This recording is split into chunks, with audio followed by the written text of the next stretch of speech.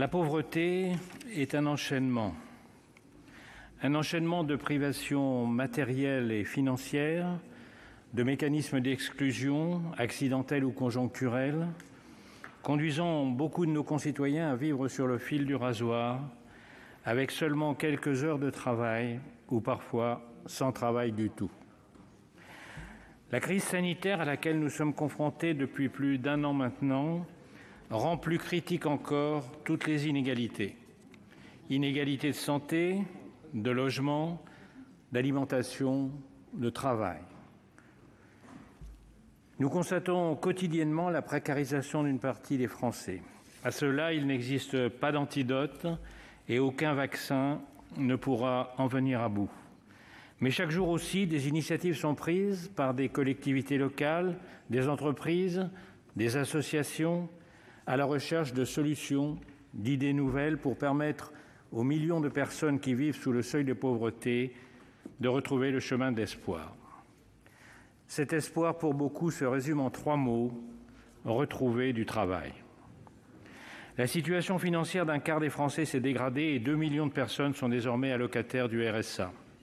Plus que jamais, la société et les acteurs qui la composent proposent des solutions pragmatiques pour aider des milliers de personnes à retrouver un travail rapidement.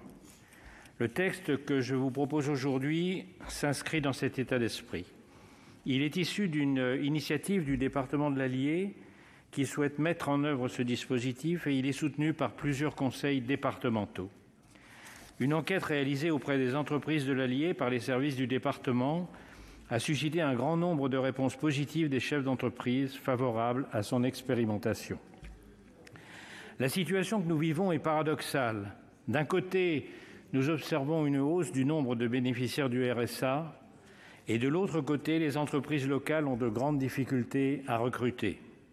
Nous souhaitons favoriser les rencontres entre les mondes économique et social en privilégiant l'insertion par le travail, notamment dans le réseau existant des TPE et PME.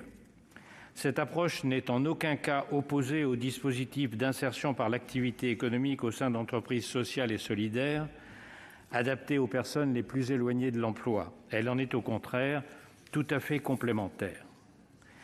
Actuellement, une personne sans emploi qui arrive en fin de droit et perd son allocation chômage perçoit le RSA. Elle perçoit aussi des APL et un ensemble de droits connexes tels que la CMU-C, l'accès à des tarifs sociaux pour l'électricité, la cantine scolaire, les transports, etc. Lorsque cette même personne retrouve un travail, elle va très rapidement perdre la totalité du RSA et l'ensemble de ses droits, ou en tout cas une bonne partie, au profit de son nouveau salaire et de la prime d'activité, soit 200 € par mois en moyenne. La perte des minima sociaux et des droits connexes n'est compensée qu'en partie, en particulier pour les contrats à temps partiel, par la prime d'activité. Avec le dispositif que je propose, cette même personne pourra conserver son RSA la première année de reprise d'activité, dans la limite d'un plafond, afin que le gain du travail soit sans ambiguïté. Prolonger le versement du RSA permettra également de poursuivre l'accompagnement social et les possibilités de formation du bénéficiaire. À la sortie du dispositif, après 1 an de reprise à temps partiel, le bénéficiaire pourra continuer son parcours d'insertion avec un contrat à temps plein, dans le cadre d'un parcours emploi compétences, notamment en percevant la prime d'activité versée par l'État. L'Allemagne, le Portugal, le Luxembourg ont fait le choix de réviser annuellement les droits aux minima sociaux. Dans le paysage européen, seuls l'Estonie, la Lituanie, aux côtés de la France, actualisent ces droits tous les 3 mois. Ce que nous proposons est donc déjà mis en place dans plusieurs pays européens et semble faire la preuve de son efficacité. On n'enlève pas une béquille à une personne longtemps immobilisée qui vient tout juste de se remettre à marcher. Mieux vaut lui laisser la possibilité de s'en servir jusqu'à ce que sa démarche plus assurée lui permette de se mouvoir librement sans cette aide. Le principe de cette expérimentation est le même. Le dispositif proposé a le mérite d'être simple, lisible et d'encourager sans ambiguïté la reprise d'activité en temps partiel des travailleurs demeurés longtemps sans emploi. J'ai bien conscience que de nombreuses initiatives ont été menées en matière d'insertion Et je ne prétends pas avoir la science infuse ou détenir le remède miracle. C'est la raison pour laquelle je ne vous propose pas une solution clé en main, applicable d'emblée à l'ensemble de notre pays, mais d'expérimenter localement cette proposition et d'en dresser le bilan de façon rigoureuse. Nous pourrons ainsi décider en toute objectivité s'il convient de généraliser l'expérimentation ou de chercher d'autres solutions. Aux côtés des services de l'État et des associations, les départements et les entreprises sont des acteurs essentiels de la lutte contre l'exclusion. À travers les efforts conjugués de chacun, nous pouvons aider des milliers de personnes vivant bien au-delà du seuil de pauvreté à retrouver un travail, acquérir de nouveaux savoir-faire et savoir-être et bâtir pour elles-mêmes et pour leurs familles un nouvel avenir. Pour permettre les initiatives des départements volontaires, et surtout dans l'intérêt des personnes qui pourraient en bénéficier et voir leurs conditions de vie s'améliorer de manière durable, leur dignité retrouvée à travers le travail, je vous invite à voter cette proposition de loi. Je vous remercie. La proposition de loi déposée par le président Claude Malhuret vise à mettre en œuvre à titre expérimental un dispositif d'incitation au retour à l'emploi ciblé sur les bénéficiaires du RSA afin de favoriser leur insertion. Inspirée d'une initiative portée par le département de l'Allier, cette proposition de loi procède du constat, d'un côté, les entreprises peinent à recruter, et donc de l'autre côté, si vous voulez, il y a de nombreux chômeurs qui ne trouvent pas d'emploi, en particulier les minima sociaux qui ne parviennent pas à reprendre une activité en raison de l'ensemble de freins monétaires et non monétaires décrits tout à l'heure par le président Malhuret. Pour ces personnes qui ont parfois été sans activité pendant de nombreuses années, la reprise de l'emploi peut s'avérer très problématique. Depuis une quinzaine d'années, des efforts importants, ça a été dit, ont été réalisés dans le sens d'une activation du système français des prestations sociales de manière à éliminer les désincitations à l'emploi.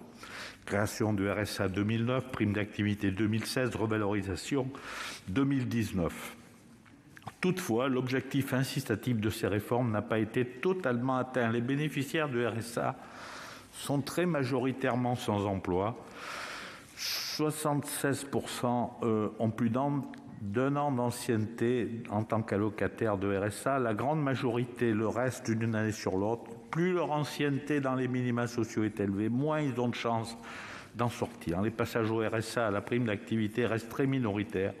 Dans la période de crise qui s'est ouverte, cette population d'allocataires de longue durée risque de s'accroître et son éloignement de l'emploi s'aggraver. Dans ce contexte, le dispositif expérimental proposé vise à mieux soutenir la transition des allocataires du RSA vers l'emploi afin de leur donner les moyens de franchir la distance qui les sépare de l'emploi durable. L'article 1er prévoit ainsi la mise en place pour une durée de 4 ans dans les départements volontaires une expérimentation permettant à des bénéficiaires du RSA d'être embauchés par des entreprises tout en conservant le bénéfice de leur allocation pendant la durée d'1 an dans la limite d'un plafond fixé par décret. Le texte déposé prévoyait que le maintien puisse se faire de tout en partie du RSA, puisse se cumuler avec la prime d'activité. Le coût pour le département du dispositif ferait l'objet d'une compensation financière par l'État dans les conditions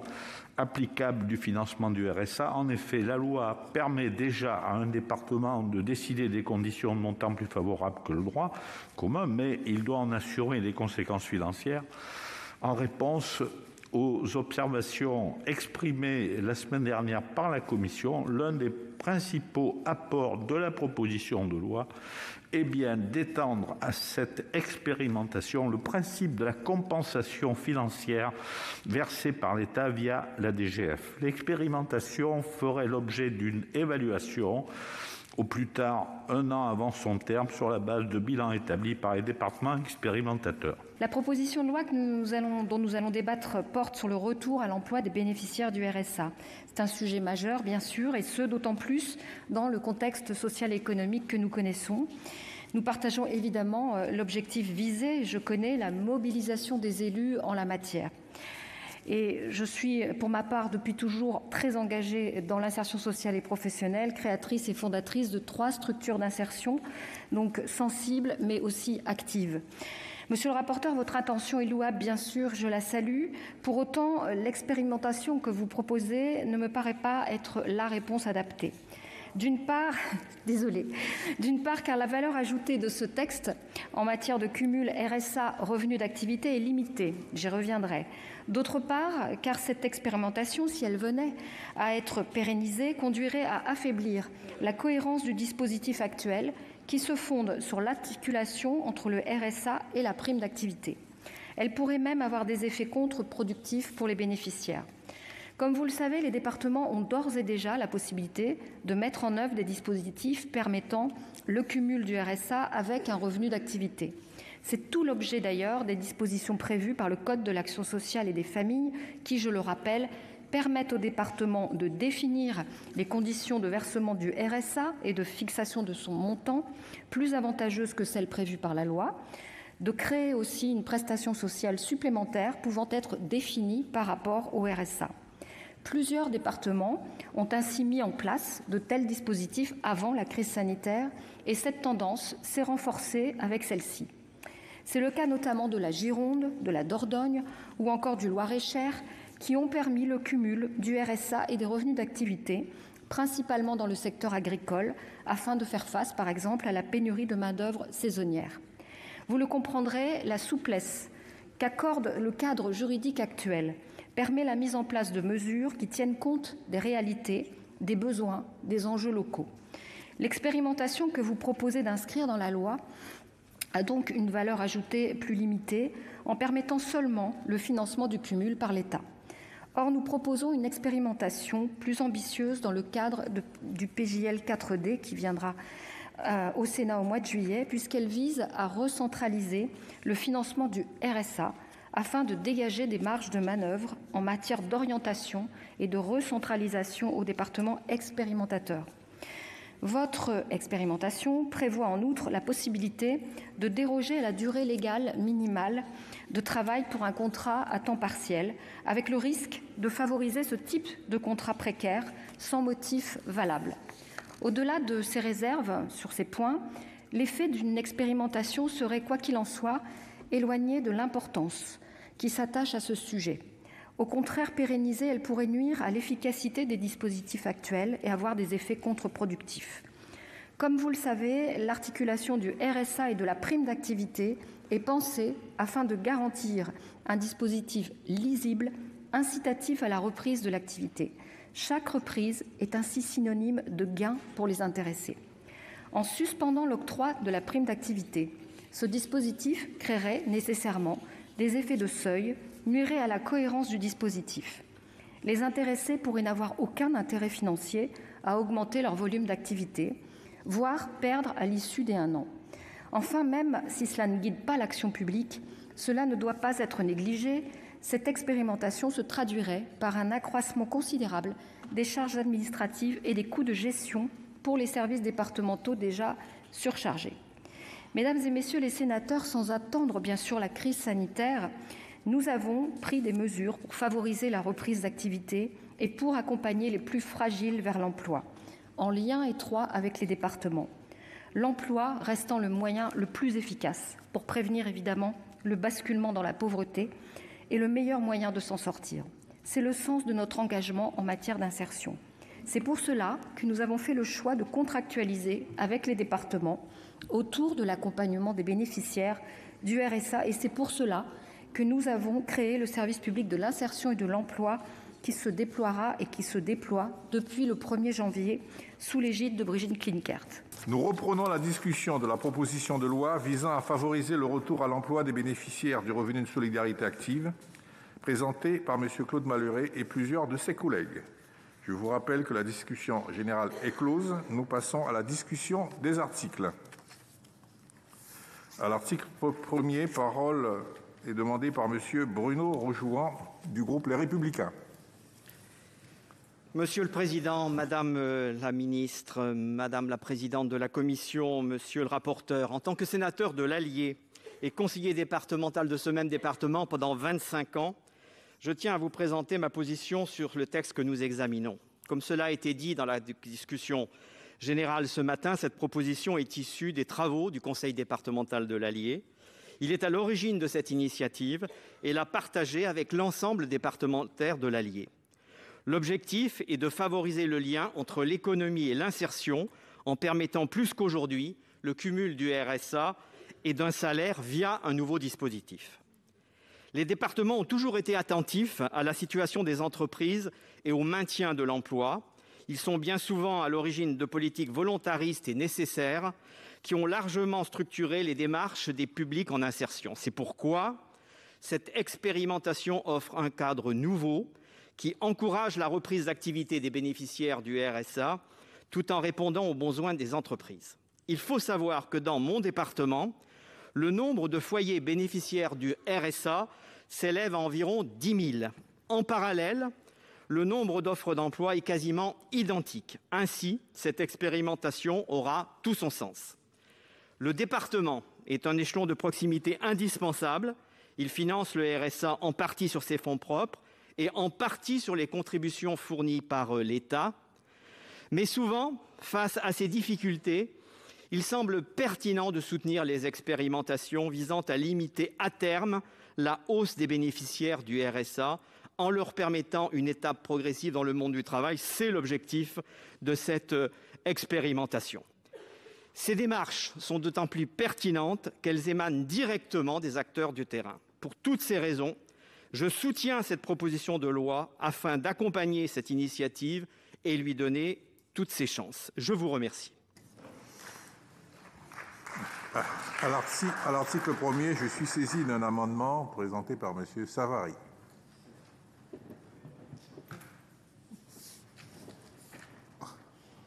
Oui, merci, Monsieur le Président. Cet amendement, dont on a bien parlé en commission, tend à ouvrir le dispositif à l'ensemble des bénéficiaires du RSA, et notamment ceux les plus proches de l'employabilité. Et proche de l'employabilité ne veut pas dire 1 an ou moins d'1 an ou plus d'1 an de durée dans le temps de chômage. On sait bien par expérience qu'il y a 3 grands groupes schématiques dans les bénéficiaires de RSA, ceux qui sont victimes d'accidents de la vie, notamment avec ces problèmes de chômage, et qui ne sont pas éloignés forcément de l'employabilité, mais qui ont besoin d'un accompagnement pour retrouver l'emploi. Il y a ceux qui sont beaucoup plus éloignés, pour lesquels le département sait faire des actions d'insertion plutôt tournées vers l'insertion professionnelle, parce qu'ils ont besoin d'une formation plus adaptée, d'un accompagnement pour retourner à l'emploi, parce qu'ils sont dans le parcours à l'emploi à une distance plus longue. Et puis, il y a un 3e bloc qui doit bénéficier d'insertion sociale, parce que professionnellement, ce n'est pas le moment de leur proposer un retour à l'emploi, mais un accompagnement social avec des actions bien ciblées que savent faire les départements. Donc, dans ce cas-là, pour que l'expérimentation soit valable, il faut ouvrir le plus largement le dispositif et pas le limiter à un temps de durée dans l'insertion du RSA. C'est la 2e partie de mon amendement. Mais la première partie, j'ai contingenté le nombre de bénéficiaires. Pourquoi ? Pour ne échapper à l'article 40, entre parenthèses, mais également parce que dans la négociation avec l'État, il faudra qu'il y ait un nombre de bénéficiaires. L'État ne va pas de toute façon compenser comme ça en ouvrant le carnet de chèques. Il va dire, voilà, je vous en prends 100, 200, 300 selon les départements, éventuellement. Avec l'avis défavorable du gouvernement, maintenant, nous sommes inquiets. Et à ce moment-là, il faut qu'il y ait une discussion. Et une discussion sur les critères. Pour que cette expérimentation puisse être généralisée, il faut qu'il y ait des départements urbains, des gros départements, les millionnaires, ceux qui sont au-dessus d'1 million d'habitants, des départements intermédiaires entre 300 000 habitants et 1 million d'habitants, ou des départements ruraux de moins de 300 000 habitants. Et cette discussion, Madame la Ministre, elle doit se tenir avec l'ADF. L'ADF peut très bien être représentative des différents départements et doit permettre justement de fixer des critères qui seraient éventuellement généralisables. C'est en tout cas le but de cet amendement. Avis de la commission. Monsieur le Président, Madame la Ministre, alors effectivement, si vous voulez, les conditions d'ancienneté d'1 an étaient dans cette PPL pour effectivement bénéficier du RSA. La Commission a considéré que des conditions plus souples seraient préférables. Des personnes bénéficiant de RSA depuis moins d'1 an peuvent en effet, comme l'a dit René-Paul Savary, se trouver bien sûr en situation d'exclusion, et aussi c'est peut-être parmi toutes ces personnes où on arrivera à choisir des personnes qui sont motivées, volontaires pour aller effectivement dans cette PPL. Donc l'amendement laisserait plus de latitude au département pour identifier ces personnes. Je pense que dans la mise en place, effectivement, il faut parler avec l'ADF. En tout cas, la Commission a donné un avis favorable. Avis du Gouvernement. Mon avis sera un avis de sagesse, parce que sur le fond, nous sommes bien sûr d'accord et nous partageons les mêmes objectifs d'aider et d'insérer les personnes les plus éloignées de l'emploi, notamment pour certains bénéficiaires du RSA. Mais l'idée aussi est de faire en sorte que l'insertion et les dispositifs d'insertion soient proposés au plus tôt dans le parcours de la personne qui commence à bénéficier du RSA, parce que sinon on rate la cible que l'on veut tous bien sûr réussir. Donc je crois que l'ancienneté, moins elle est grande et plus on a de chances d'arriver sur une insertion sociale. Donc nous ne partageons pas par contre la forme et l'expérimentation proposée, donc je m'en remets un avis de sagesse des sénateurs. Madame Lubin pour une explication de vote. Oui, Monsieur le Président, nous avions le même amendement, mais nous n'avions pas vu arriver l'article 40. Nous estimons effectivement que quand on est bénéficiaire du RSA, on est déjà dans des dispositifs de minima sociaux depuis un moment. Puisqu'avant le RSA, on a été en allocation de solidarité spécifique et avant, on a été au chômage. Donc, on est déjà éloigné de l'emploi depuis un moment et on est déjà en grande difficulté quand on arrive au RSA. Donc, il ne nous paraît pas opportun de mettre cette règle de 1 année. Et si ce dispositif devait exister, à nos yeux, il devrait s'appliquer immédiatement dès lors que quelqu'un est bénéficiaire du RSA. Monsieur Hénault, pour une explication de vote. Oui, Monsieur le Président, Madame la Ministre, nous avons eu cette discussion en commission et je pense, comme je l'avais dit, que cet amendement vient améliorer le texte. Je partage ce qui a été exprimé par René-Paul Savary pour ce qui concerne la segmentation, encore que ce mot n'est peut-être pas le mot le plus approprié, mais en tout état de cause, s'il fallait une segmentation, la segmentation par la durée dans le RSA ne me semblerait pas pertinente. Et par ailleurs, je crois qu'une expérimentation, elle doit être contingentée, et donc cet amendement vient enrichir le texte, raison pour laquelle nous allons le voter. Je vous remercie. Madame Poncet-Monge. Oui, merci Monsieur le Président. Eh bien moi, par rapport à ce que je disais ce matin en discussion générale, je doute dès lors que l'évaluation l'évaluation d'un dispositif qui, en fin de compte, s'élargit désormais, à la différence de Territoire zéro chômeur, à ceux qui sont au RSA, quelle que soit l'ancienneté, en notant cette spécificité, vous ôtez l'intérêt de l'évaluation. Et j'en veux pour preuve, et donc l'effet d'aubaine qui peut en résulter. J'en veux pour preuve, on dit autant prendre les personnes tout de suite. Alors déjà, les plus proches de l'employabilité, on n'a pas besoin de le dire, parce que je pense que les entreprises prendront effectivement, trieront et prendront les plus proches de l'employabilité. Mais surtout, en 2020, comment 9% d'augmentation? Qu'est-ce que c'est ces 9%? Ce sont déjà les personnes qui ne sont pas sorties. Elles n'ont pas pu sortir parce qu'il n'y avait pas les boulots, l'activité s'était en partie effondrée. Et ces personnes-là, ça a été prouvé, seraient sorties en temps normal.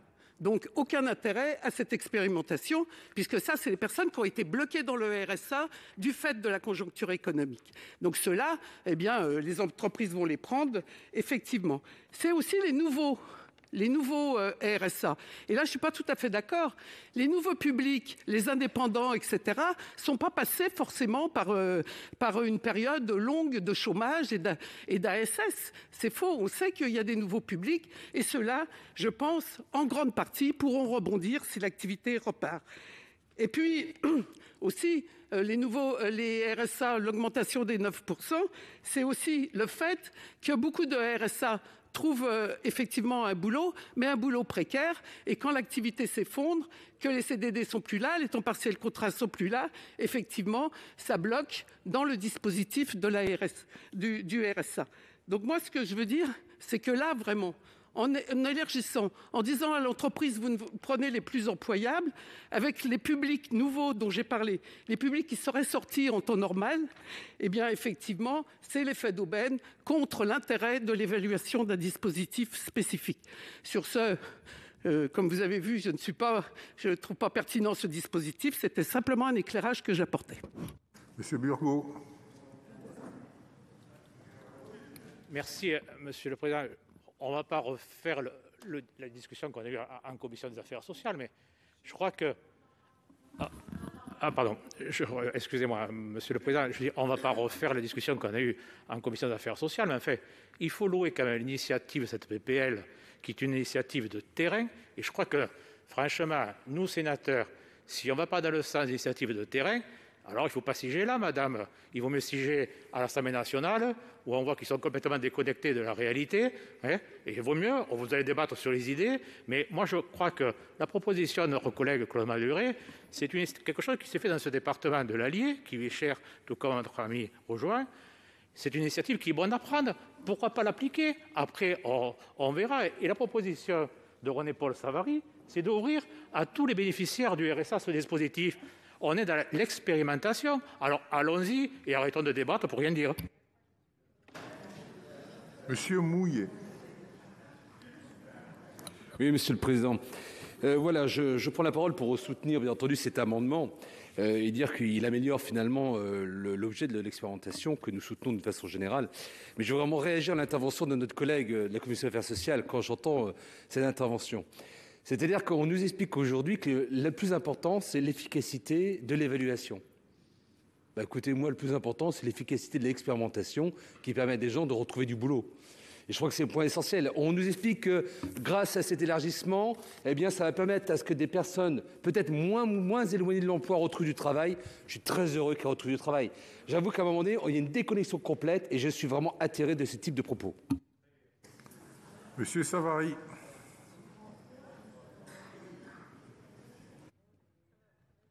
Merci. 2 remarques brèves. Madame la ministre, merci pour l'avis de sagesse. Ça veut dire que cette proposition de loi, contrairement à ce que vous avez affirmé à la discussion générale, est une réponse adaptée. C'est une réponse adaptée à un certain public qui rencontre des difficultés.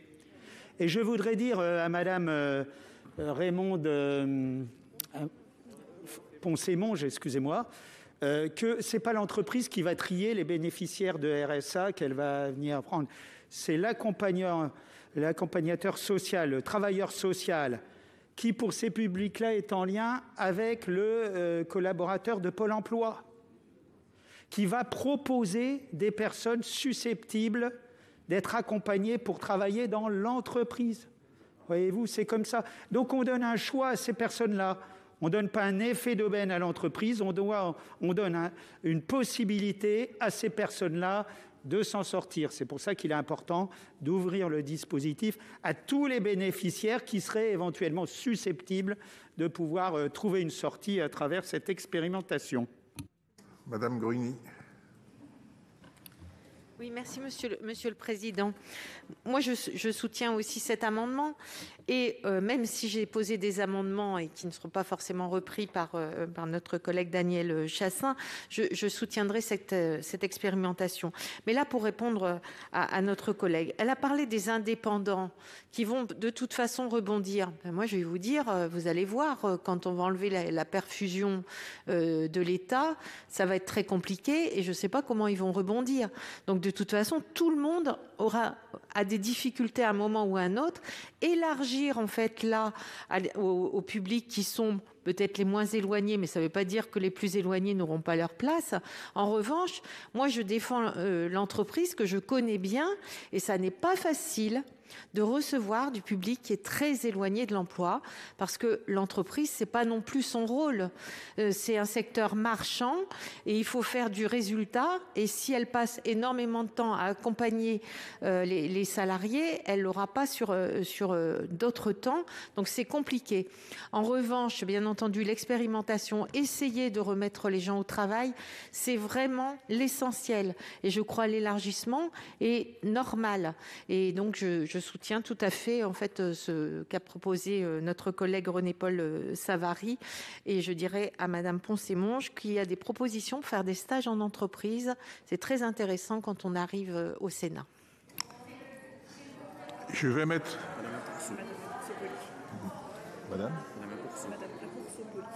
Madame Marcourson-Poly. Eh bien, moi, j'ai bien compris ce que disait Madame Poncet-Monge et je pense que c'est discourtois. Franchement, je le dis, on a le droit d'avoir un avis différent du vôtre. Madame Poncet-Monge a un avis différent du vôtre, complètement opposé, comme moi d'ailleurs. Je suis complètement opposée à ce que vous proposez. Mais on n'a pas le droit pour autant d'être méprisé et d'avoir du mépris à l'égard d'une collègue qui a le droit de dire ce qu'elle pense. Franchement, autant où j'ai apprécié l'intervention de M. Savary parce qu'il reste courtois, je trouve que pour les autres, c'est discourtois à l'égard de notre collègue. Et on n'est pas d'accord, mais on reste correct les uns vis-à-vis des autres. Merci.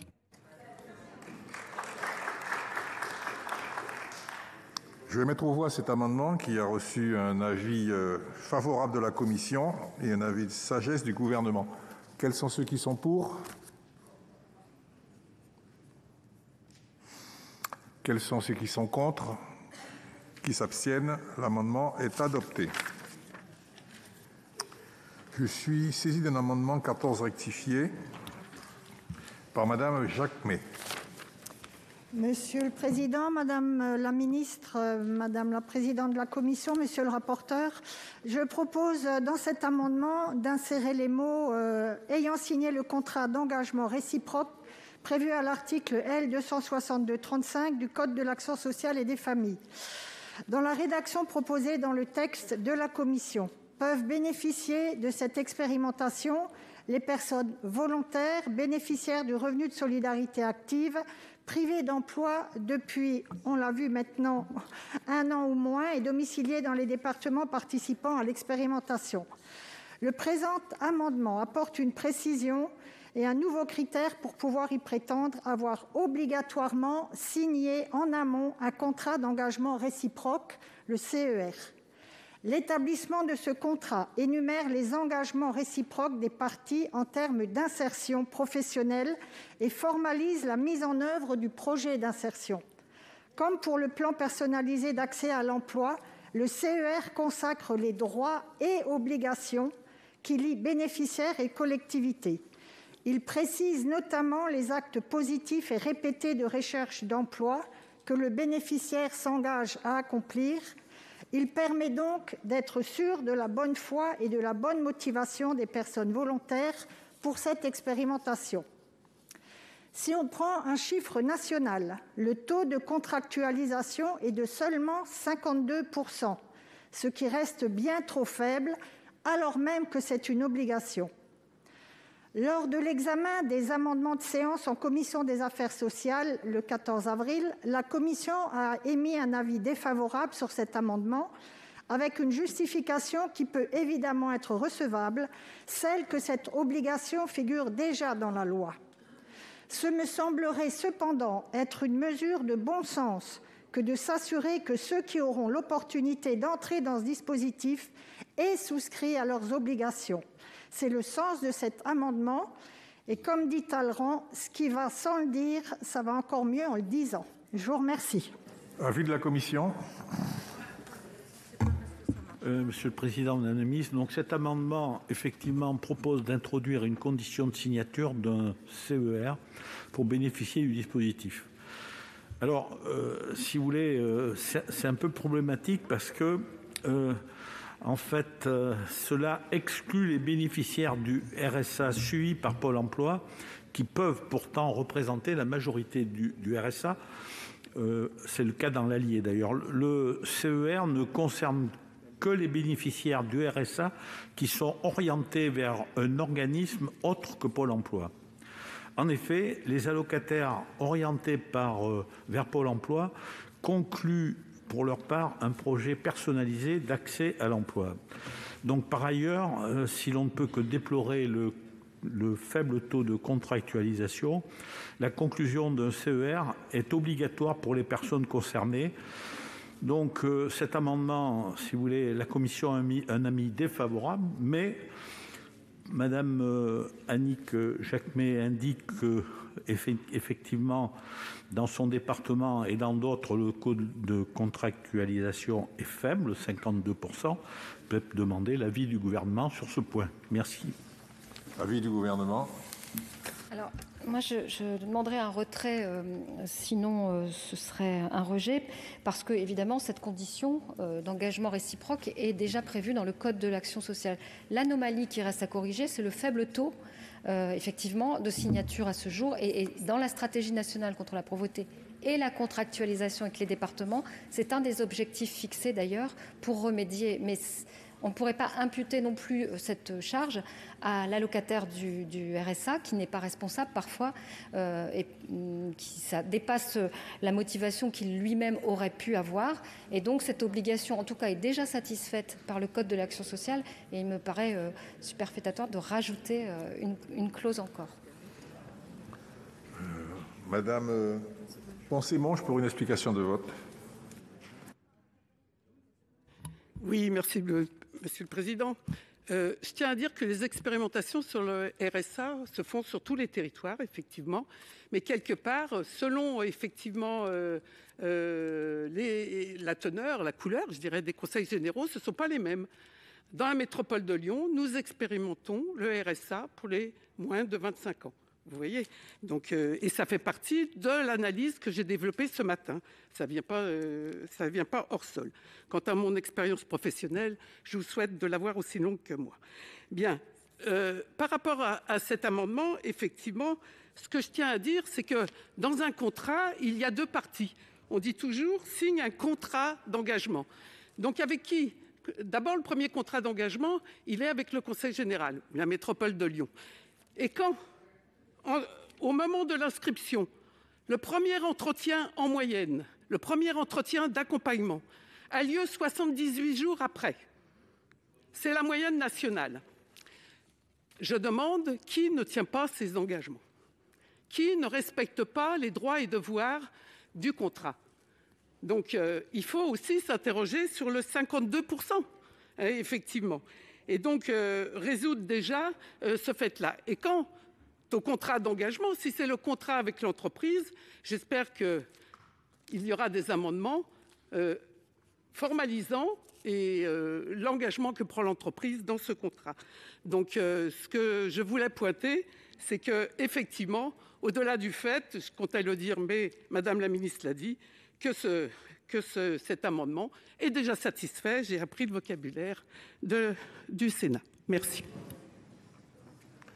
Madame Lubin, pour une explication de vote. Oui, Monsieur le Président. René-Paul Savary l'a bien expliqué. Les bénéficiaires du RSA sont, si je puis dire, c'est pas très joli, mais classés dans des catégories différentes. Lorsqu'un demandeur est envoyé vers Pôle emploi, c'est que les travailleurs sociaux qui gèrent le dossier savent qu'il est en capacité de reprendre immédiatement un emploi. Bon. Et ceux qui sont orientés vers les travailleurs sociaux, ce sont ceux pour lesquels on a décelé un certain nombre d'inconvénients, enfin qui font qu'ils ne peuvent pas immédiatement rentrer dans l'emploi et qu'ils doivent bénéficier d'un accompagnement social. Bon. Donc, partant de là, pour ceux qui prennent un emploi, signer un contrat de travail, c'est un engagement. Donc, je ne vois pas en quoi cela améliorerait les choses que l'on puisse, en plus, faire signer un contrat d'engagement. Le contrat de travail, c'est un engagement. Donc c'est effectivement, à mon avis, une clause superfétatoire. Et en plus, elle est un petit peu quand même teintée de sous-entendu, quoi.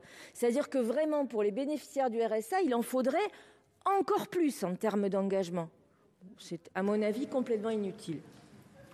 Madame Jacquemet. Oui, merci, Monsieur le Président. J'entends bien, Madame la Ministre, que mon amendement est déjà satisfait, sauf que sur le terrain et en pratique, on se rend compte que ce n'est pas du tout le cas. Quand je vous cite ce pourcentage de 0,52%, je n'ai pas inventé. 0,52%, ça veut dire qu'il y a des départements qui sont en dessous. Au-dessus, certes, mais pour moi, c'est largement insuffisant au niveau de l'application sur le terrain. Et Madame Lubin, quand vous me dites qu'un contrat de travail sera signé avec l'entreprise, certes, mais les CER doivent être signés en amont dès que la personne bénéficiaire du RSA rentre dans ce processus d'insertion. Donc, même s'il est satisfait, je maintiens mon amendement. Je vous remercie. Monsieur Longeau. Merci, Madame la Ministre, Monsieur le Président.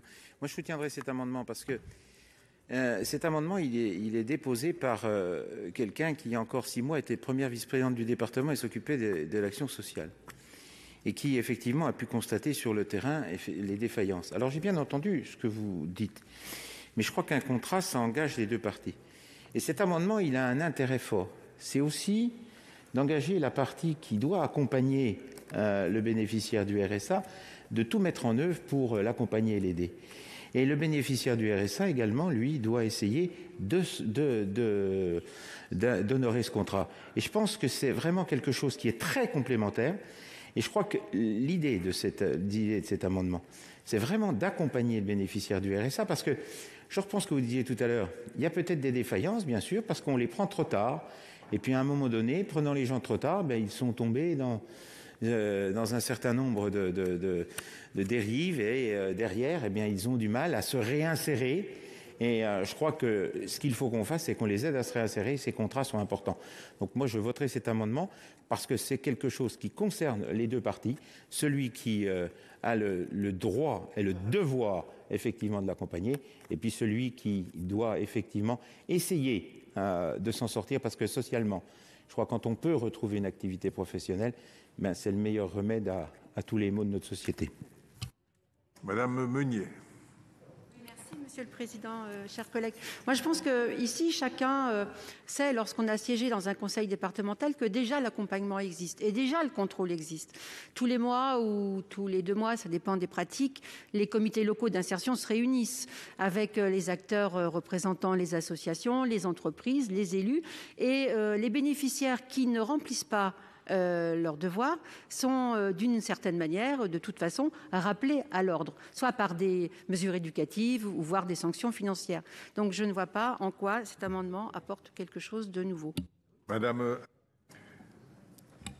Merci, Monsieur le Président. Alors, il y a encore 6 mois, j'étais à Pôle emploi, donc en tant qu'employée. Et effectivement, quand on reçoit les personnes bénéficiaires du RSA, on signe avec eux un PPAE, donc un plan d'accompagnement. Et il existe aussi autre chose, qui est l'accompagnement global, où là, vous avez les personnes bénéficiaires du RSA qui travaillent avec les travailleurs sociaux et pour mettre effectivement les gens en emploi. Et il y a un certain nombre de choses qui sont déjà actées dans les entretiens de Pôle emploi et notamment au travers de ces plans d'accompagnement.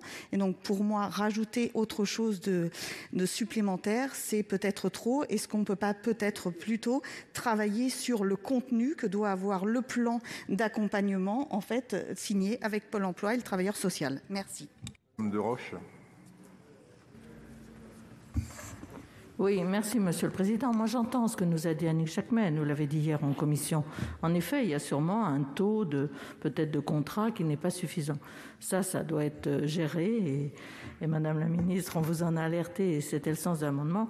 En revanche, remettre dans la loi ce qui existe déjà, je pense qu'on est quand même là pour faire des textes législatifs et quand des choses dysfonctionnent, on a beau le remettre 15 fois dans la loi, ça ne changera pas le résultat. Donc moi, je maintiens l'avis de la commission qui est un avis défavorable, puisque je ne vois pas l'intérêt de remettre quelque chose qui est déjà inscrit dans les textes. En revanche, qu'il y ait une prise en compte de vos remarques, ça me semble important.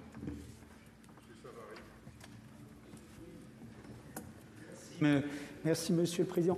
Moi, simplement, cet amendement, qui est une réflexion intéressante, parce qu'on est tous interpellés pourquoi les contrats d'engagement réciproque, qui théoriquement devraient être signés, n'est pas partout signé. On pourrait se dire, il y en a qui ne vont pas à leur boulot, il y a quelque chose qui ne va pas. Effectivement. Mais c'est compliqué, c'est bien plus compliqué que ça, il faut beaucoup de humilité dans l'approche. Il vient un petit peu tôt, l'amendement, ma chère collègue, parce qu'on va essayer tout à l'heure de passer, mais je crois qu'on a l'avis favorable du rapporteur, le tutorat à l'intérieur de l'entreprise. D'accord ? Donc ça veut dire que cette personne-là, c'est une personne bien ciblée. C'est ciblé avec l'avis du travailleur social qu'elle a. Donc le travailleur social, il a déjà un lien. D'accord ? Il y a le conseiller Pôle emploi qui est là, puisque c'est des personnes automatiquement inscrites à Pôle emploi. Par définition, projet d'employabilité, ça fait partie d'ailleurs du contrat d'engagement d'inscription à Pôle emploi. Ça peut être un contrat de retour à la santé, engagé à ce que la personne se soigne quand elle est très loin de l'emploi, c'est une insertion sociale. Là, c'est une insertion professionnelle. Et il y aura le tutorat. Voilà. C'est pour ça qu'il ne me paraît pas, pour l'instant, amener une valeur ajoutée à maintenir le contrat d'engagement réciproque. Et je m'associe à mes collègues pour vous dire, retirez plutôt l'amendement plutôt que nous formulions un vote négatif alors qu'on partage la même philosophie.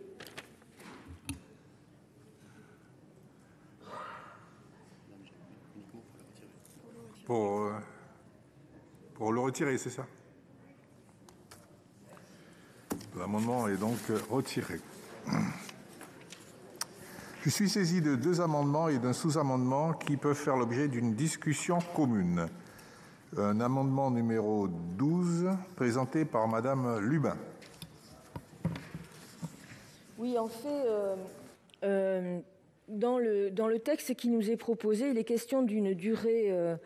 il est question pour le bénéficiaire du RSA qui trouve un emploi, d'accepter cet emploi, enfin de mettre en place ce dispositif si l'emploi est d'une durée minimale d'1 an, voire un CDI. Donc nous trouvons que c'est tout à fait contre-productif, parce que nous estimons que justement lorsqu'on est durablement éloigné de l'emploi, et a fortiori si on applique ce que vous avez prévu, à savoir qu'il faut être au minimum au RSA depuis 1 an, on est fort durablement privé d'emploi, si je puis dire. Et dans ces cas-là, revenir vers un emploi immédiatement sur un CDD d'1 an, voire sur un CDI, ça paraît compliqué. Souvent, il faut y aller par petites touches et commencer par avoir des contrats plus courts. Donc c'est un sujet qui ne nous convient pas. Pardon. Madame Gruny pour le 2e amendement, le 6 rectifié bis. Oui, merci Monsieur le Président. Ici, c'est de remplacer en fait les 12 mois par un contrat de 6 mois, enfin tout du moins que les 6 mois soient le maximum pour cumuler avec le RSA. En fait, le sujet, c'est plus par expérience de terrain où beaucoup de personnes en fait qui sont avec des petits salaires dans les entreprises ne comprennent pas bien souvent en fait toutes les aides auxquelles ils n'ont pas de droit parce qu'ils sont salariés. Donc donner aux bénéficiaires du RSA un surplus pendant un certain temps, bien entendu, on est d'accord, mais moi je demandais à le limiter en fait à 6 mois. Vous savez, moi j'ai été députée sous le... il y avait Martin Hirsch qui s'était occupé justement du RSA, et je lui avais dit de travailler plutôt en additionnant toutes les aides que peuvent avoir en fait les personnes qui sont sans emploi, et de comparer avec les salariés qui ont de faibles salaires. Et sincèrement, des fois, la différence fait qu'il vaudrait mieux qu'ils restent chez eux. Ce qui n'est pas vrai pour la dignité, bien entendu, humaine, mais parfois, celui qui part travailler, et moi j'ai reçu beaucoup de courriers en ce sens, c'est de dire « je vais quand même aller travailler parce que j'en ai besoin personnellement et pour une reconnaissance sociale, mais je perds de l'argent en allant travailler. Et donc, c'est vraiment le sens de mon amendement. Voilà. Monsieur Malhuret pour le sous-amendement. Merci, Monsieur le Président. Oui, moi je comprends très bien les arguments qui sont expliqués à l'instant. La proposition permettait de sécuriser la reprise d'activité en accompagnant les bénéficiaires du retour à l'emploi pendant un an. L'amendement propose de réduire cette période à 6 mois. C'est donc plus tellement une période qui n'est plus tellement au-delà de la période actuelle qui est de 3 mois. Donc, mais je comprends. D'ailleurs, si je propose cette proposition de loi comme une expérimentation, c'est bien parce qu'aucun d'entre nous, à mon avis, n'est exactement détenteur de la vérité et que c'est l'expérimentation qui va nous permettre de le voir. Donc, je comprends l'argument et je vous propose de faire un compromis entre votre position et la mienne, Madame Gruny, et de porter la période de cumul à 9 mois plutôt que 12. Avis de la commission. Monsieur le Président, Madame la Ministre, donc effectivement l'amendement numéro 12 donc, de Madame Lubin ouvre le bénéfice du dispositif de CDD de toute durée en excluant les CDI. Le dispositif cible les personnes âgées dans le cadre d'un CDD ou d'un CDI, car effectivement notre dispositif dans cette PPL ne s'adresse pas aux travailleurs saisonniers. Il s'agit dans le cadre de cette expérimentation d'encourager une inscription dans l'emploi durable avec le soutien des entreprises, non de donner une prime au contrat court. En fait, cette PPL, c'est d'accompagner le RSA par des travailleurs sociaux tout au long de la conservation du RSA, c'est-à-dire, si vous acceptez cet amendement, c'est 9 mois. C'est donc ce qui n'a jamais été fait, et essayer de faire une proposition dans l'emploi durable. Alors, l'amendement numéro 6 donc, de Pascale Gruny limite à 6 mois la durée de cumul RSA revenu professionnel, ainsi que bien sûr la suspension de la prime d'activité. Je rappelle que le droit actuel permet un cumul pendant 3 mois des revenus professionnels et le RSA. Cet amendement ne prolongeait que de 3 mois cette possibilité de recul. Donc, dans un esprit de compromis, Claude Malhuret a proposé 9 mois. La Commission a donné un avis favorable à son amendement. Elle a donc en fait émis un amendement favorable à l'amendement numéro 6 de Mme Gruny, sous réserve que vous vouliez bien adopter l'amendement numéro 15. Merci. Avis du Gouvernement. Oui, Monsieur le Président, je répondrai donc à tous les amendements proposés, puisqu'il s'agit de durées différentes selon les amendements, 6 mois, la PPL qui, elle, propose 1 an, Monsieur Malhuret qui essaie de trouver le juste milieu avec 9 mois, mais comme sur le principe du cumul, nous ne sommes pas d'accord, évidemment, mon avis sera défavorable pour ces amendements. Le dispositif qui est envisagé par cette proposition de loi, en fait, ne garantit en rien que les allocataires du RSA qui en relèveraient auraient plus de chances, finalement, de s'insérer définitivement à la sortie du dispositif. Je crains aussi ce que vous proposez soulève un autre sujet, celui de l'effet de seuil à la sortie du dispositif avec des possibles pertes de revenus, y compris en réactivant la prime d'activité. En outre, elle créerait des situations aussi inégalitaires entre salariés d'une entreprise travaillant pourtant sur un même poste. Donc, il risque aussi, à mon avis, d'inscrire durablement les personnes bénéficiaires du RSA dans des contrats limités dans le temps. Donc, c'est l'inquiétude que nous avons et c'est pourquoi je pense que d'abord, la prime d'activité répond largement à l'incitation financière des personnes qui ne sont pas seulement réservées d'ailleurs aux bénéficiaires du RSA. Et pour avoir longtemps discuté avec des bénéficiaires du RSA, leur solution à eux, c'est de sortir du RSA.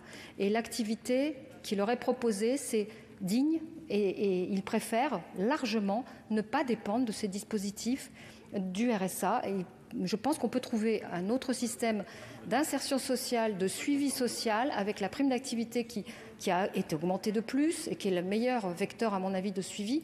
Je pense que c'est plus comme ça, et ce que vous proposiez, Madame la sénatrice, tout à l'heure, d'avoir des contrats d'engagement qui soient beaucoup plus larges. Donc voilà, donc c'est pourquoi je suis défavorable à ce type d'amendement. Madame Apourceau-Poly pour une explication de vote. Non, je voulais dire que je suis évidemment d'accord avec Madame Gruny sur le magnifique plaidoyer qu'elle vient de faire sur effectivement les gens qui travaillent, qui ne gagnent pas assez, notamment ceux qui sont payés au SMIC. Et bien sûr qu'il faut aujourd'hui, et j'entends votre plaidoyer, j'espère que nous serons coude à coude pour relever les salaires, parce que oui, aujourd'hui, il faut relever les salaires de tous ceux qui gagnent le SMIC et évidemment qui ont du mal à joindre les deux bouts. Donc j'étais vraiment heureuse de vous entendre tenir ces propos. Et je n'ai pas de doute donc pour que demain, quand il y aura des propositions de loi allant dans ce sens, eh bien vous serez certainement à nos côtés. Et puis j'aimerais dire quand même que ce n'est pas malheureusement c'est pauvre, c'est malheureux, c'est pauvre, parce qu'il faut le dire. Je rappelle quand même que le RSA c'est 564 € par mois, et que vivre, est-ce que l'on vit avec 564 € par mois? Je ne le pense pas. Et donc, j'aimerais dire que ce ne sont pas ces malheureux et ces pauvres qui sont au RSA, qui touchent 564 € qui ont trop, mais ceux qui gagnent le SMIC aujourd'hui, qui sont aussi des travailleurs pauvres quelquefois, qui n'en ont pas assez. Madame Meunier. Oui, merci, Monsieur le Président. À mon tour, à l'occasion de cette présentation de l'amendement numéro 12 présenté par notre groupe, par Monique Lubin, je voudrais défendre l'idée que cette expérimentation, si elle peut être soutenue, ne doit pas se restreindre au contrat d'une durée minimale d'1 an. Cette limitation passerait résolument à côté de l'objectif qui est de favoriser le retour à l'emploi. Il peut en effet être utile de permettre un coup de pouce avec le cumul RSA et revenu de l'emploi pour des durées d'emploi bien plus réduites. J'en veux pour preuve les initiatives menées par mon département, le Conseil départemental de Loire-Atlantique, qui permet déjà le maintien RSA et reprise d'emploi pour des activités saisonnières que nous connaissons bien sur le département, avec le maraîchage, l'agriculture, la logistique, l'alimentaire, la carotte nantaise, la mâche et bientôt le muguet. Tous ces emplois représentent 5% de l'offre. 5000 annonces dans mon département. On connaît ces offres qui parfois sont recensées comme des emplois ne trouvant pas preneur, un vivier de besoins en emploi qu'il convient donc d'accompagner sans restriction. Et si on empêche, dans l'expérimentation que vous présentez, les allocataires du RSA de cumuler l'emploi avec des revenus saisonniers moins longs qu'1 an, eh bien on ne répondra pas ni aux besoins d'emploi, ni à l'effet coup de pouce à l'insertion. Certains parcours, on le sait, et ça a été répété, sont ainsi faits. Ce n'est pas linéaire, c'est des courtes durées d'emploi qui se succèdent et se succèdent en attendant un emploi plus pérenne. Madame Poncet-Monge. Merci, Monsieur le Président. Moi, je voudrais dire que la première chose qu'il faudrait faire, c'est combattre les idées fausses et ne pas les alimenter. Effectivement, c'est une idée fausse de dire que quand on reprend un emploi, on perd de l'argent. On perd, c'est une des incitations négatives, là, pour le coup. L'adresse, tous ceux qui analysent cela disent que ce n'est pas vrai, c'est encore moins vrai depuis que la prime d'activité a été abondée suite, je le rappelle, au mouvement des Gilets jaunes. Donc il faut déjà mener la bataille idéologique, dire non, c'est faux. Quand une personne au RSA reprend un emploi, elle ne perd pas d'argent, y compris si on prend toutes les prestations sociales, logement, etc. qu'il y a là. Quelquefois, c'est peut-être des aides départementales qui s'ajoutent, mais dans ce cas-là, rien n'empêche un département de les maintenir. Et la deuxième idée fausse, c'est qu'effectivement, la personne au RSA fait un calcul, je l'ai dit ce matin, purement économique. C'est l'homme économique par excellence de l'analyse libérale, et qui dit non, ça ne vaut pas le coup que je reprenne un emploi, il vaut mieux que je reste avec cette allocation qui permet de vivre suffisamment, comme il a été dit. Ça aussi, c'est une idée fausse. Ce n'est pas l'extrême majorité des personnes en allocation qui ont l'allocation RSA. Donc, combattre ces deux idées, qu'on perd de l'argent en reprenant, que les allocataires du RSA s'y installent par confort, etc. Ça, c'est une vraie bataille idéologique. Et donc, il ne faut pas, à partir d'idées fausses, bâtir des expérimentations, parce que c'est en cela que c'est biaisé. Ensuite, je dirais qu'il ne faut quand même pas fermer la possibilité d'avoir un CDI. Enfin, c'est quand même incroyable, parce que alors après avoir dit qu'il n'y a plus besoin d'avoir 1 an d'allocation, si maintenant on ferme au CDI, on revient aux contrats courts qui ont lieu actuellement. Les RSA, 10%, je l'ai dit, de ceux qui ont la prime d'activité sont au RSA. Donc, et pourquoi, en fin de compte, ils font des allers-retours, des contrats courts, et puis qui s'arrêtent. Et puis, alors, pendant la crise, ils ont été, comme je l'ai dit tout à l'heure, bloqués dans le dispositif. Donc, non, moi, je ne suis pas pour supprimer la possibilité d'un CDI. Je suis pour une expérimentation, pour autant que je sois pour, la plus longue possible. Merci. Non. Je vais mettre aux voix ces différents amendements, en commençant par l'amendement numéro 12, qui a reçu 2 avis défavorables. Quels sont ceux qui sont pour? Quels sont ceux qui sont contre? Qui s'abstiennent? L'amendement n'est pas adopté. Maintenant, nous passons au vote de l'amendement, du sous-amendement de M. Maluret, qui a reçu un avis défavorable favorable de la commission et demande de retrait du gouvernement, il me semble. Défavorable, oui. Quels sont ceux qui sont pour? Quels sont ceux qui sont contre? Qui s'abstiennent? Le sous-amendement est adopté, donc je vais mettre aux voix l'amendement 6 rectifié bis de Madame Gruny. Quels sont ceux qui sont pour? Quels sont ceux qui sont contre? Quels sont ceux qui s'abstiennent? Il est adopté. Madame la ministre, mes chers collègues, je vous rappelle que cette proposition de loi est inscrite dans le cadre de l'espace réservé au groupe Les Indépendants, limité à une durée de 4 heures. Dans ces conditions, je me verrai dans l'obligation de lever la séance à 16h10. Je vous invite donc à la concision pour les 7 amendements restants.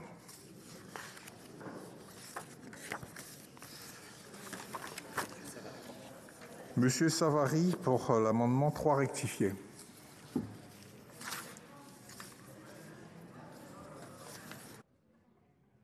Oui, merci. Cet amendement, Monsieur le Président, tendait à proposer une autre solution que les compensations de l'État, Madame la Ministre, et par le biais du maintien de la prime d'activité à déduire du montant de RSA. Je suis volontiers, je le retirerai pour faire, compte tenu des arguments du Président. Néanmoins, je suis inquiet avec vos propos, Madame la Ministre, quant à l'avis défavorable, notamment, que vous avez émis sur cette proposition de loi, ce qui me fait préjuger que la compensation au niveau des départements sera pas mieux que celle que l'on connaît jusqu'à présent. Et même dans la loi 4D, si elle vient, bien entendu, le fait de recentraliser le dispositif avec l'argent des départements, ça ne me paraîtra pas non plus une avancée significative, parce qu'il y aura toujours un coût qui sera imputé au département. Donc là aussi, c'est une copie à revoir. Néanmoins, Monsieur le Président, je retire mon amendement.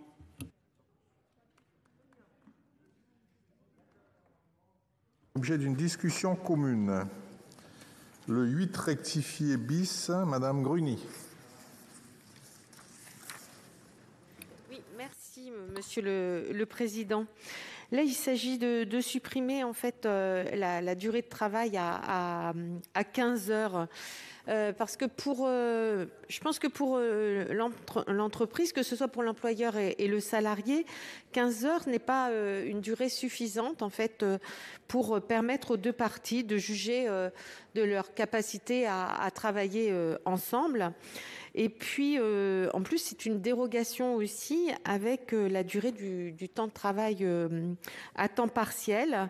Donc, je ne trouve pas que ce soit justifié. Un amendement identique au précédent, Madame Lubin. Oui, nous sommes par essence absolument contre à tout ce qui pourrait réduire les droits du travail. Or, si le législateur, à un moment, a adopté le principe de 24 heures hebdomadaires à minimale, c'est bien qu'il y avait des raisons. Et nous ne souhaitons absolument pas qu'un quelconque dispositif permette de revenir en deçà de ces 24 heures. Parce que, d'une part, ça pourrait constituer certains phénomènes d'opportunité pour certains employeurs, et d'autre part, nous ne souhaitons pas que ce que nous appelons des sous-contrats soient créés pour ce qui deviendrait des sous-salariés. Monsieur Savary, pour le 4 rectifié. Oui, merci.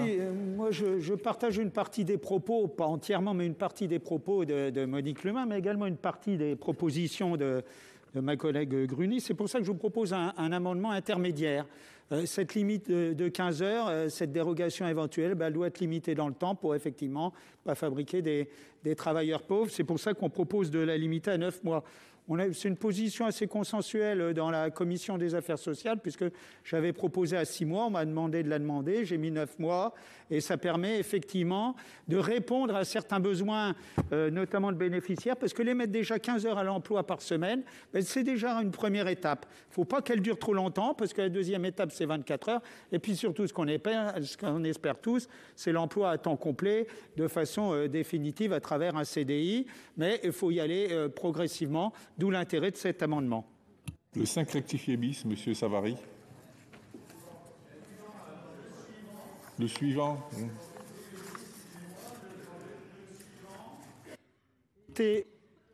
Merci, Monsieur le Président.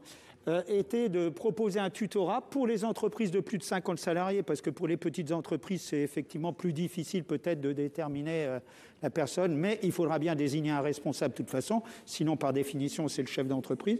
Proposer un tutorat, toujours là, dans le but de l'accompagnement, pour pouvoir mettre en valeur les capacités du bénéficiaire de RSA, parce que chacun a une capacité professionnelle qu'il nous s'agit de faire découvrir à travers des métiers, et en ayant un tuteur, ça permettra une révélation peut-être plus rapide pour un certain nombre d'entre eux, c'est en tout cas ce que l'on espère tous profondément.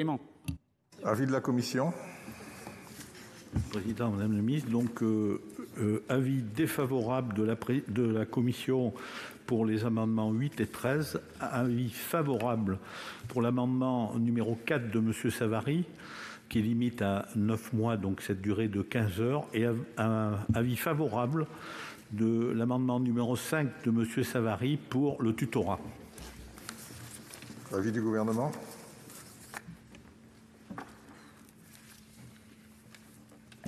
Bien, j'émettrai un avis de sagesse sur ces amendements.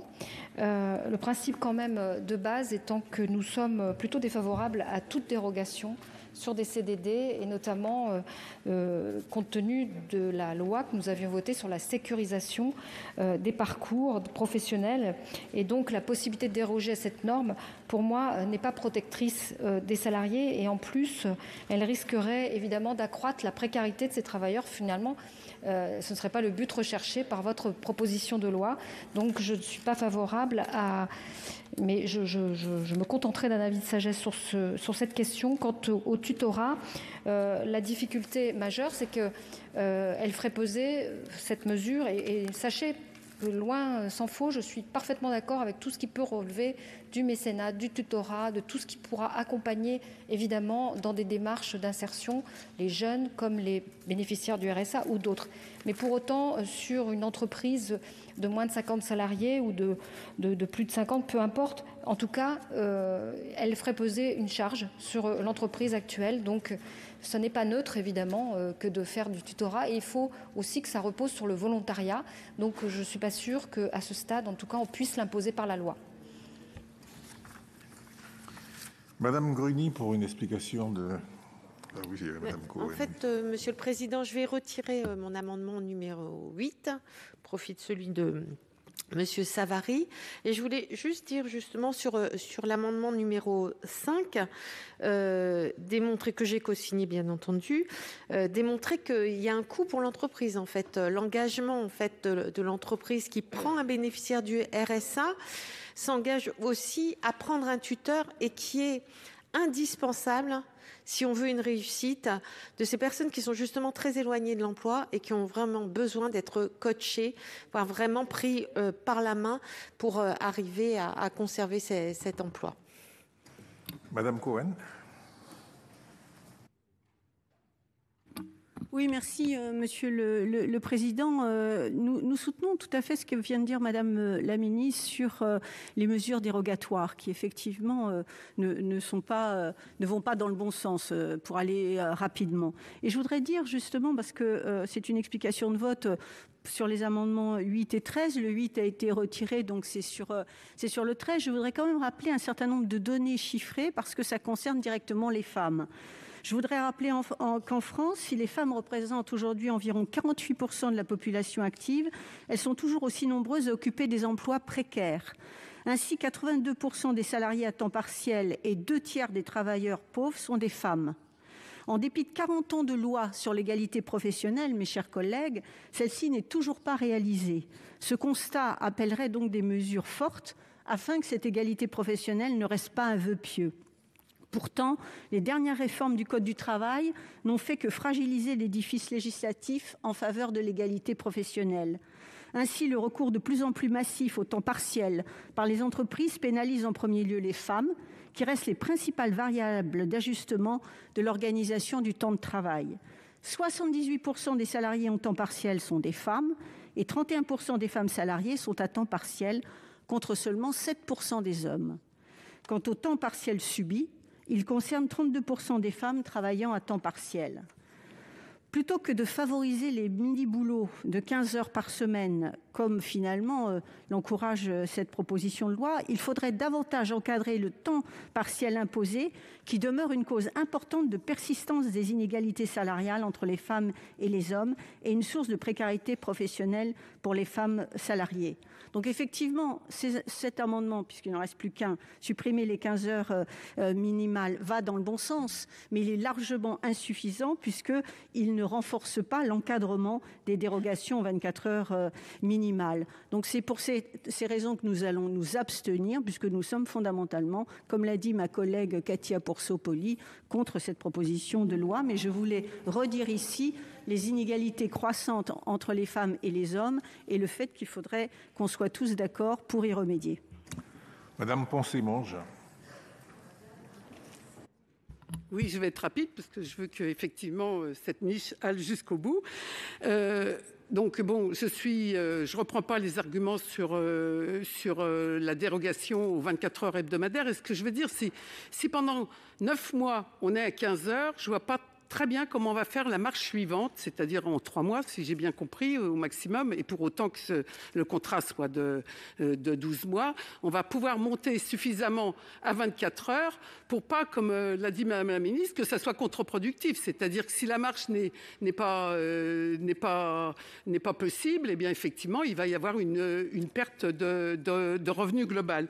Donc je pense que si on ne peut travailler que 15 heures, il y a quand même l'insertion par l'économie qui justement permet que la quotité de temps de travail soit ajustée aux possibilités à un moment donné, compte tenu de ce que j'ai dit, de tous les freins qui environnent la personne et qui ne sont pas que celles de sa bonne volonté.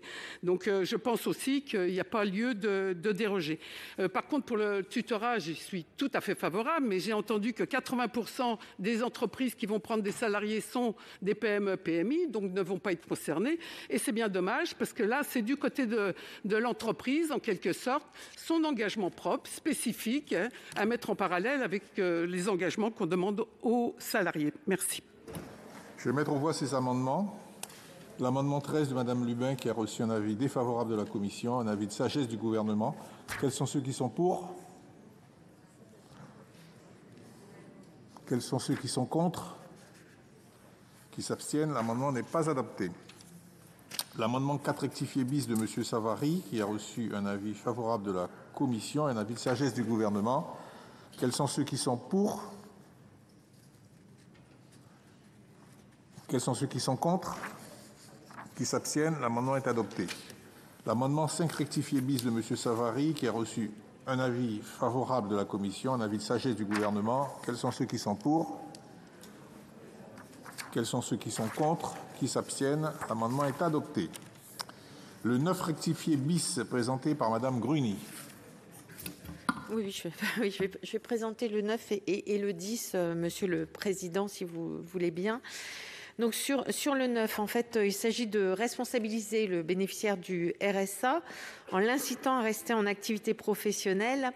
Et donc, s'il rompt son contrat de travail donc, à son initiative, celui-ci voit son revenu de solidarité active suspendu pendant le temps où il a bénéficié du salaire et du RSA.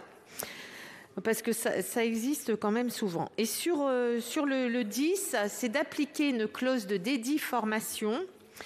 Parce que vous savez, les entreprises, elles font beaucoup d'alternance, d'apprentissage.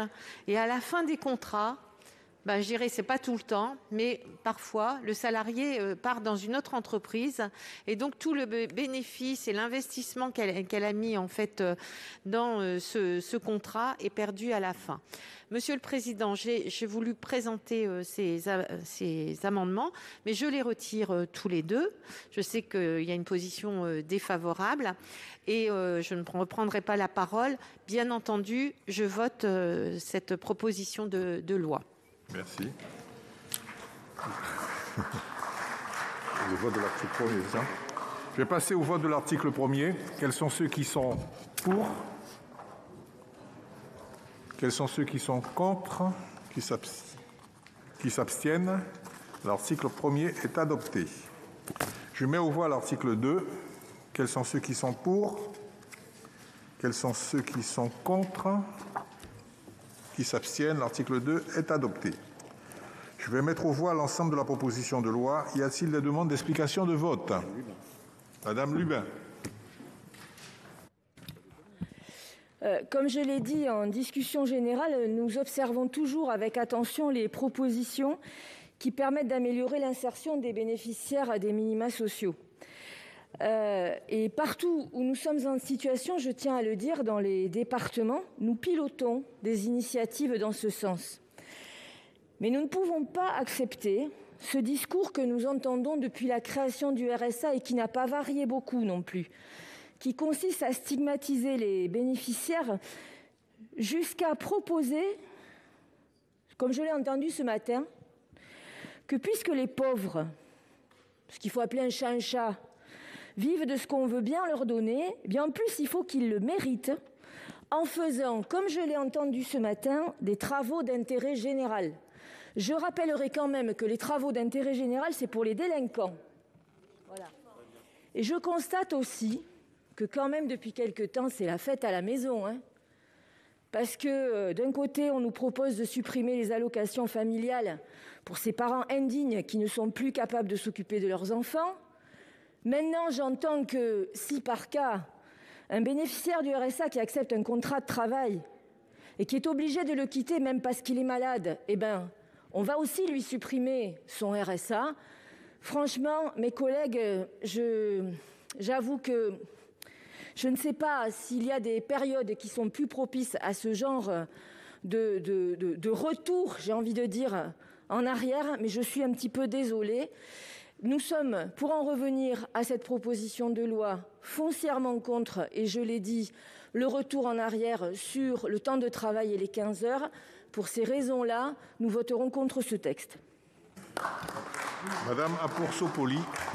Merci, Monsieur le Président. Donc, nous arrivons au terme de l'examen de cette proposition de loi. Et si nous partageons, je le pense, tous ici, la volonté d'améliorer la vie de nos concitoyens, nous sommes plus que mitigés pour notre part sur l'efficacité des mesures qui nous sont proposées dans cette proposition de loi. Nous avons, et nous l'avons bien vu lors du débat que nous venons d'avoir, une vision complètement opposée. Tout au long des débats, nous nous sommes opposés à ce texte pour notre part, pour ce qu'il contient d'une part, et évidemment pour ce qu'il révèle en termes de méthode d'autre part. Une fois de plus, nous pensons que ce texte ne vise qu'à stigmatiser les plus pauvres de notre société et nous ne pouvons accepter de casser, une fois encore, le code du travail avec des sous-contrats à temps partiel de 15 heures. Nous ne pouvons pas non plus accepter l'idée que les personnes au RSA le seraient soit par manque d'initiative, soit parce que le droit du travail est trop rigide. Nous ne pouvons accepter le rêve qu'il y aurait du travail qui n'attendrait que d'être effectué et que malheureusement, ils ne veulent pas y aller. Il faut regarder en face la pauvreté. Certes, l'Observatoire de la pauvreté a été supprimé par le gouvernement il y a 1 an et demi. Certes, l'association ADT Quart Monde ne siège plus au CESE depuis quelques semaines. C'est regrettable. Mais ce n'est pas en cassant le thermomètre qu'on fait baisser la température. Nous voterons donc contre ce texte et nous continuerons pour notre part à lutter pour l'amélioration des droits des travailleurs. Je vous remercie. Monsieur Savary. Monsieur le Président, si on a encore 2 minutes, simplement, ce texte ne va pas révolutionner les choses. Il faut être clair, il faut beaucoup d'humilité dans l'approche. Et on en vient à une discussion un peu de posture politique, et c'est normal, notre Assemblée est là pour cela. Il n'empêche que je crois que notre volonté partagée est vraiment de faire en sorte de trouver les moyens différents pour faire en sorte qu'on puisse sortir des personnes des difficultés. Alors, il y a du pragmatisme, vous savez, dans l'approche de ces bénéficiaires, comme un certain nombre d'entre nous, moi j'ai présidé 15 ans mon département, je ne suis pas seul, il y en a d'autres, je vais vous dire, on a appris un peu à revoir un petit peu nos certitudes, et je crois qu'il faut essayer, dans la mesure du possible, et c'est la difficulté, de voir dans la personne qui connaît ces difficultés, comment on peut l'orienter. Voilà, c'est une histoire, ce matin, il y en a quelques-uns qui ont participé à la prospective, c'est une histoire de culture de projet plutôt qu'une certitude sur les projets. Voilà. Et par rapport à cette proposition de loi, mais si ça peut en sortir quelques-uns, tant mieux. Voilà. Tant mieux. C'est toujours des personnes qui pourront retourner vers l'emploi. Mais je crois que par rapport à la dignité de ces personnes, il faut justement, si on s'intéresse à eux, qu'il y ait des droits et des devoirs. Et quand on leur explique bien, qu'on le fait avec elles, on arrive à faire en sorte qu'on puisse avancer pour les sortir des difficultés. Donc notre groupe, vous l'avez compris, votera favorablement à cette proposition de loi. Monsieur Hainaut.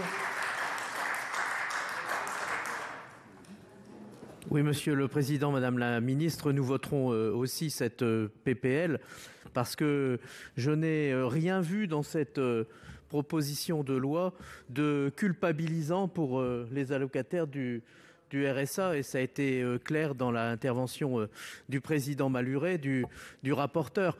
C'est la logique de la main tendue, cette PPL, faire en sorte de lever les freins au retour à l'emploi des allocataires du RSA. On sait qu'ils sont nombreux. D'ailleurs, depuis la création de la loi sur le RMI, puis la loi autour du RSA, la question à la fois de l'insertion et puis la question de la solidarité active, elle est posée. Et donc, je pense que si on peut tendre la main à quelques personnes supplémentaires et faire en sorte que des personnes retrouvent la dignité du travail, parce que la valeur travail, c'est quelque chose qui nous tient à cœur, pour les personnes qui ont des talents et ceux qui sont un peu plus en difficulté, les personnes les plus fragiles, raison pour laquelle nous voterons cette PPL. Je vous remercie.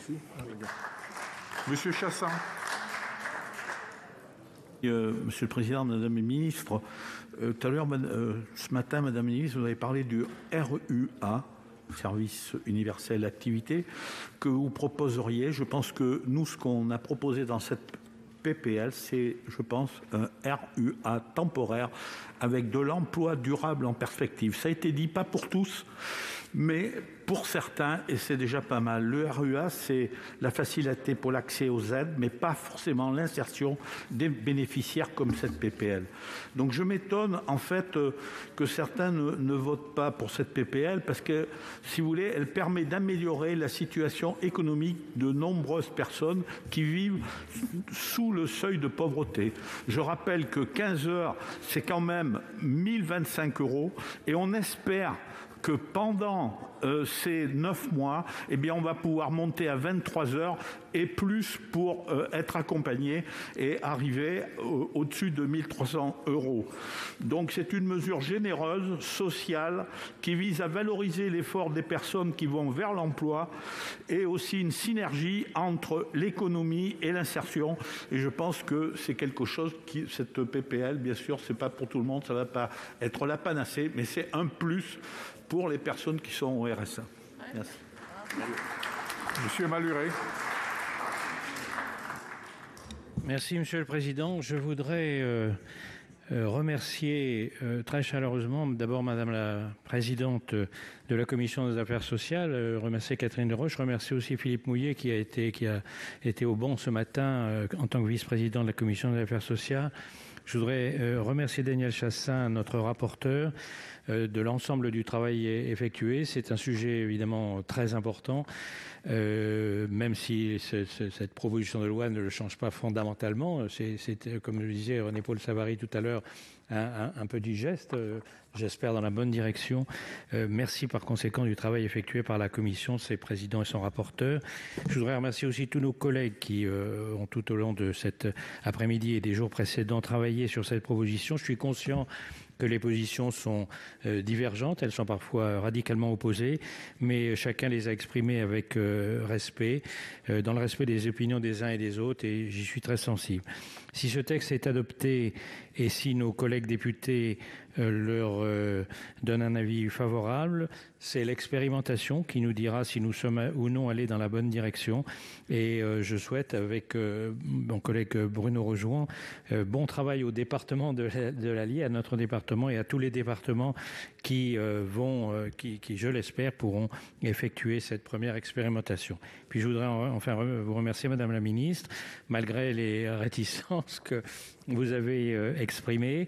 J'espère qu'ultérieurement, le gouvernement pourra accepter une expérimentation, surtout à l'approche de la loi 4D, qui va à nouveau nous remettre dans le cadre d'une discussion entre le gouvernement et les collectivités locales, une discussion importante. Les centaines de milliers de nos concitoyens qui aujourd'hui sont au RSA le valent bien. Je vous remercie. Je mets aux voix l'ensemble de la proposition de loi d'expérimentation visant à favoriser le retour à l'emploi des bénéficiaires du revenu de solidarité active. Quels sont ceux qui sont pour? Contre? Qui s'abstiennent? La proposition de loi est adoptée.